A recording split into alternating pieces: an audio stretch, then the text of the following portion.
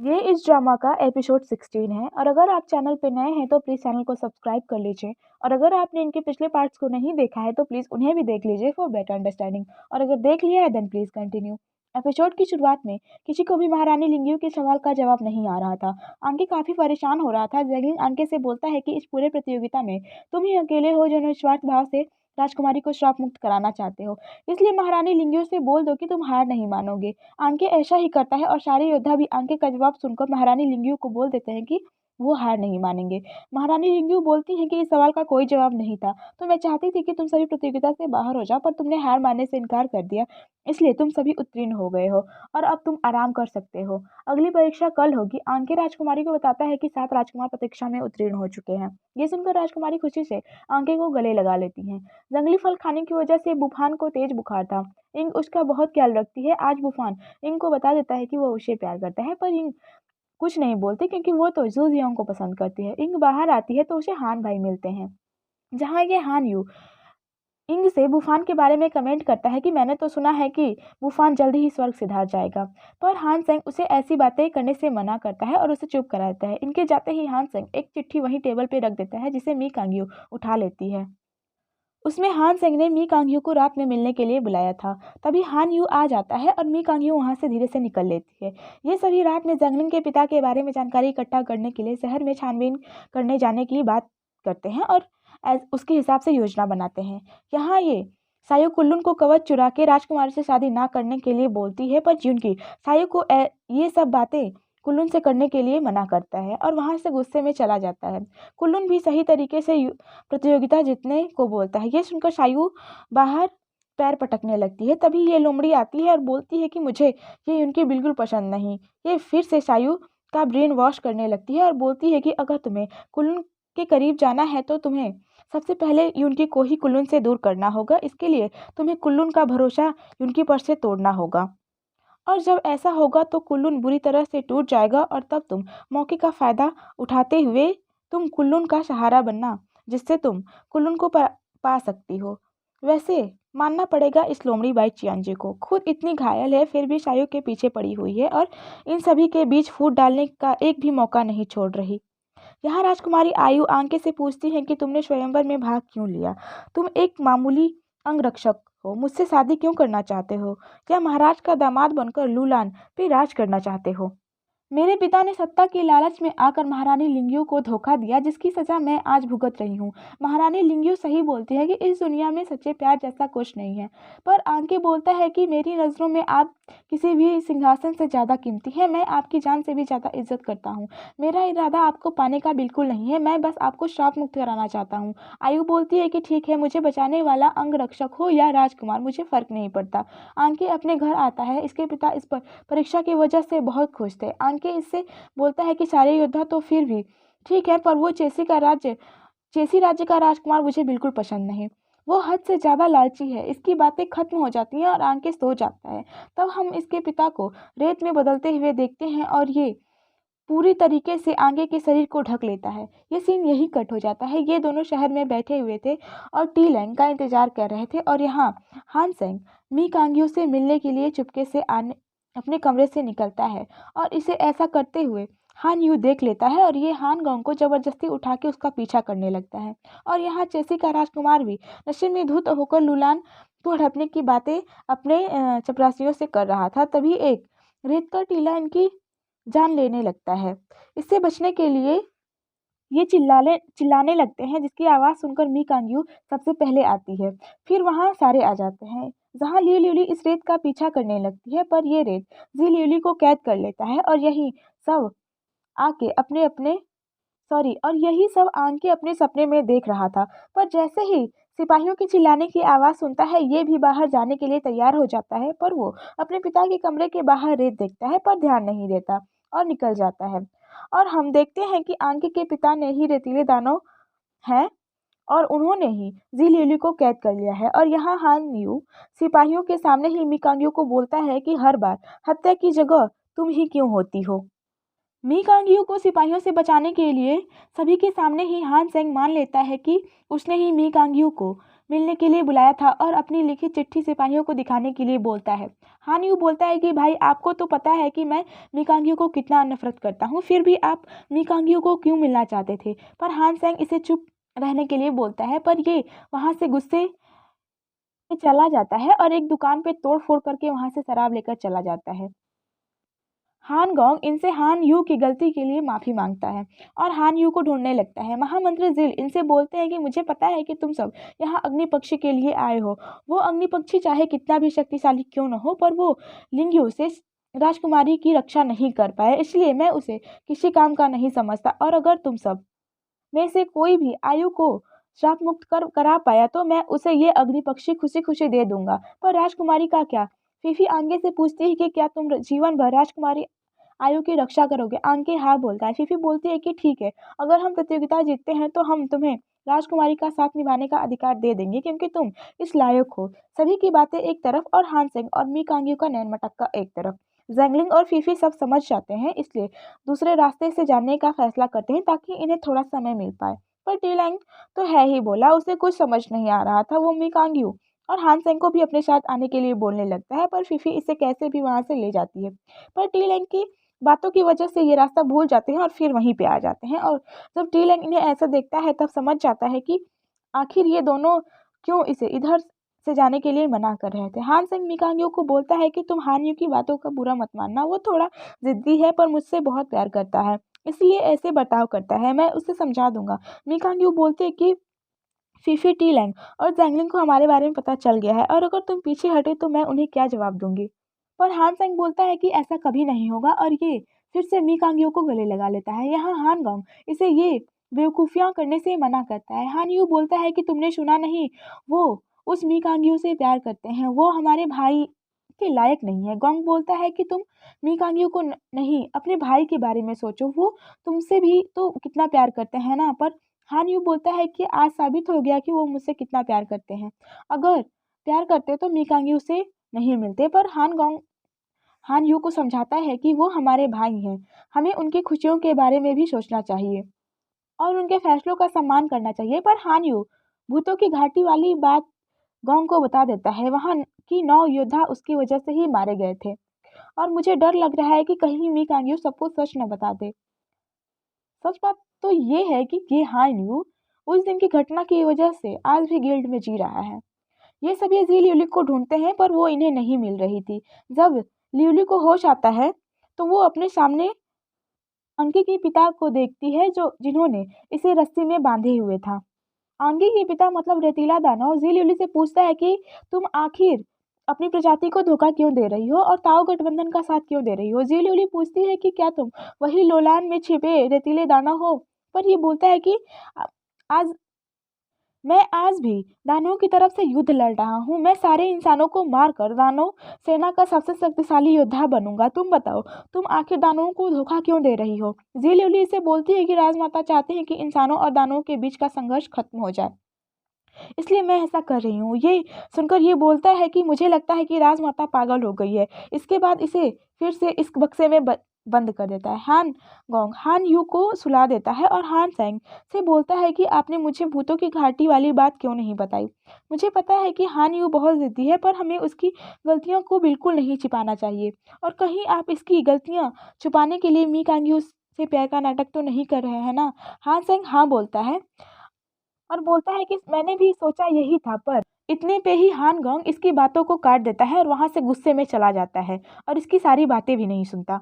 पर फिर वापस आता है और उससे पूछता है कि पहले आप मुझे ये बताइए कि क्या हम ताउशिन योद्धा बनने के लिए किसी भी हद तक गिर सकते हैं। और वहां से फिर से ये गुस्से में चला जाता है और हान यू की आंखों से आंसू निकलने लगते हैं। इसका मतलब ये अभी सोया नहीं था और इनकी बातें सुन रहा था। दूसरी परीक्षा के बाद ये दोनों जी ल्यूली को ढूंढने का फैसला करते हैं। परीक्षा शुरू हो जाती है। महारानी लिंग्यू इन्हें एक कहानी सुनाती है कि आज से 1000 साल पहले हुए दानवों के युद्ध में जब देवता यांग जियान ने दानवों को पाताल में कैद किया था, तब गलती से 4 दानव धरती पर ही फंस गए थे, जिनमें से एक छाया दानव जिसे तुम मिल चुके हो और फूल दानव और कवच के दानव से तुम फिर कभी मिलोगे। और अभी मैं तुम्हें रेतीले दानव के बारे में बता रही हूँ। ये एक पेड़ के संपर्क में आने लोगों को लाकर उन्हें पत्थर का बना देता है।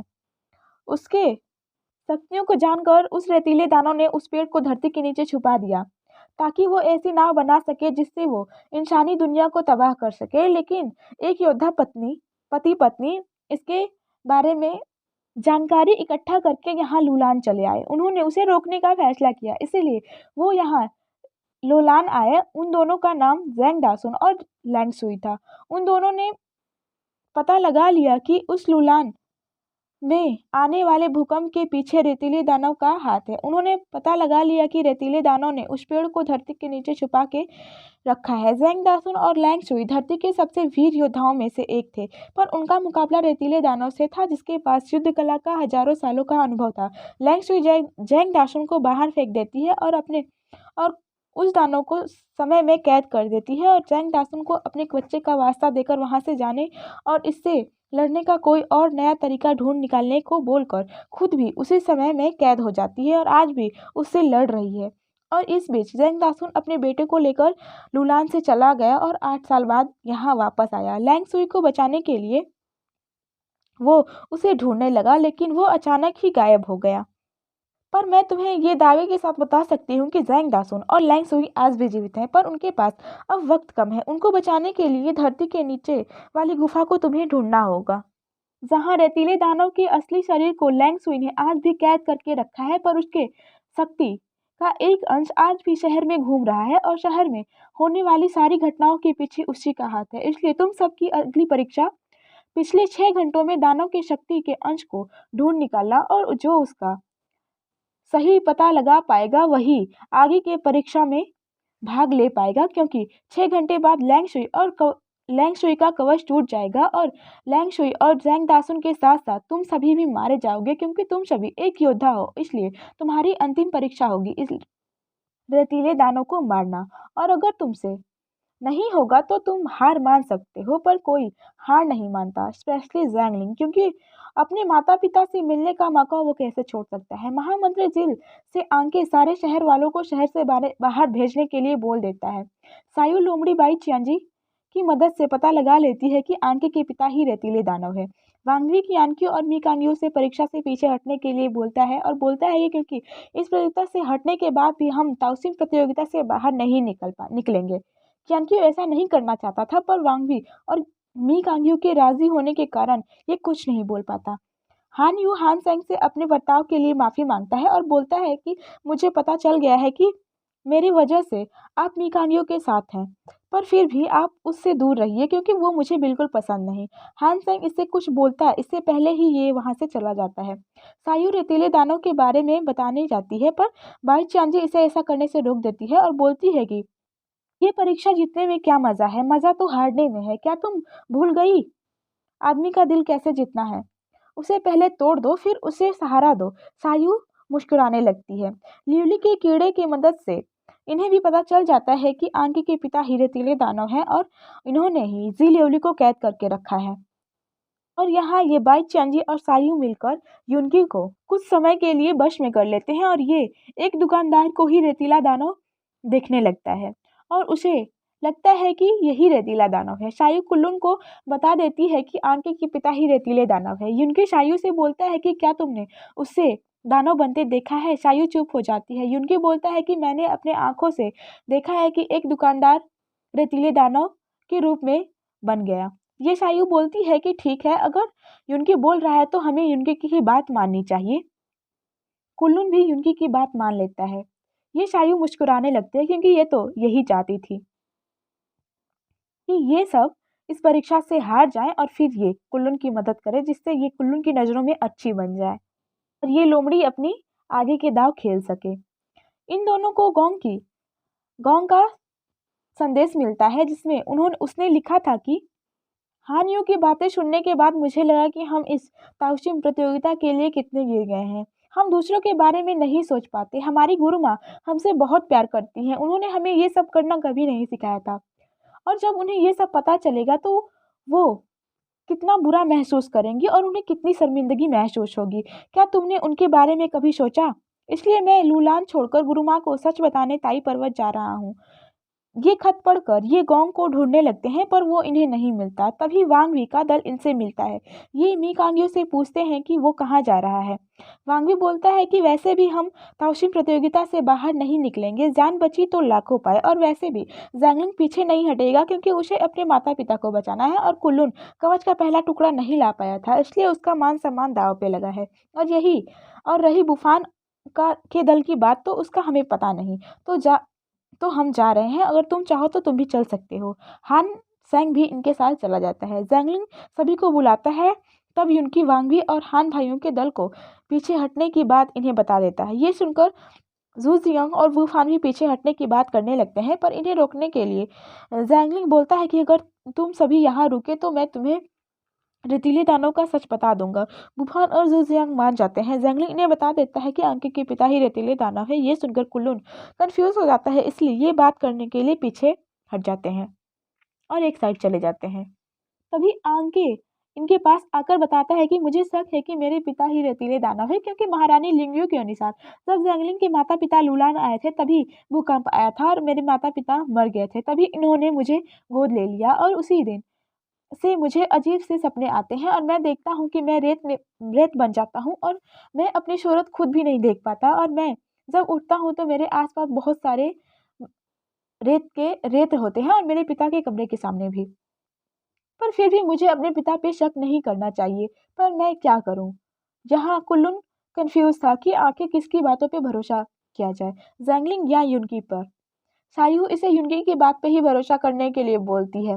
परीक्षा शुरू हो जाती है। सभी जैंगलिंग का ही जवाब लिखते हैं, पर कुल्लून युनकी का बताया जवाब लिख देता है और तुरंत परीक्षा से बाहर हो जाता है।